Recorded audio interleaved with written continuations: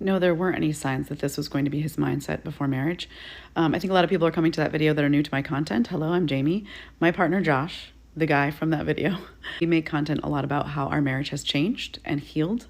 But I'll talk for a minute about his mindset and how it was then and how it's changed, and also how I missed seeing that he was a default no person while we were dating. So he wasn't a default no person while we were dating. I think that's because so much of our dating life was really easy.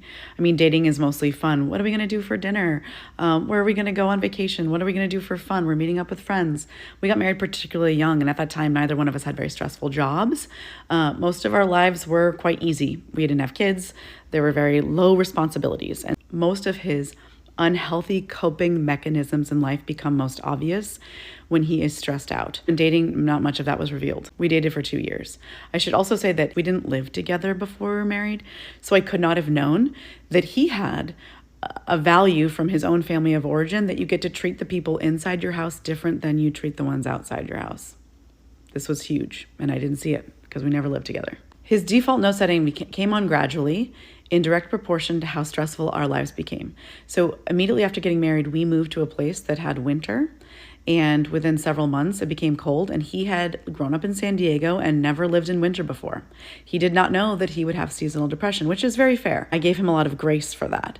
But that's when his default no setting started to become apparent to me. He became a much more grouchy, hostile, less curious, a worse listener under this form of stress, as it turned out, under any form of stress. This is not something he knew about himself. Not even realized the degree to which he had very few healthy coping mechanisms to deal with stress.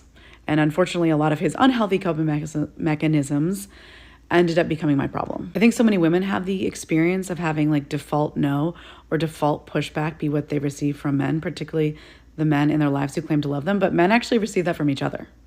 That is how men are socialized to interact with each other. So he was merely doing something to me that he had experienced almost exclusively throughout his life. All of his major relationships had only been with men. So this way of socialization, this pushback and antagonism, it hadn't really occurred to him that this would be an unloving way to move through a relationship, or even unproductive. He just thought this was the only way to move through the world. His default no setting increased throughout our marriage, in part because he was a person who sought his worthiness and validation from outside of our home. And often what that looked like was pursuing more accolades, accomplishments, and particularly in a work setting, that stressed him the fuck out. He felt the need to receive validation, and so he'd pursue circumstances in life that actually stressed him out, and that stressing him out made him come home and be a worse partner. He didn't have a bandwidth for high quality interaction and relationship after stressing himself out. And the fact that he was actually making my life more miserable wasn't a red flag for him, because he made his life more miserable. You want to others as you want done to yourself. And the way he did to himself was making his life more miserable. Because he didn't have any true sense of worthiness, of love, of belonging, he was okay with making me an extension of that, of making me unworthy of really love and belonging.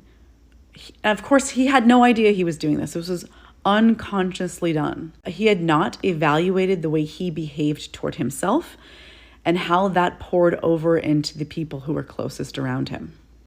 But no, it wasn't present while we were dating. It was gradually more and more present in direct proportion to how stressful our lives became, and he didn't even know he was doing it. Anyway, he's no longer like that on any level. If he was, our marriage would be over. And it was just about over. And he went to therapy and did a lot of self-reflection and became a very good listener. And that is why he's still married.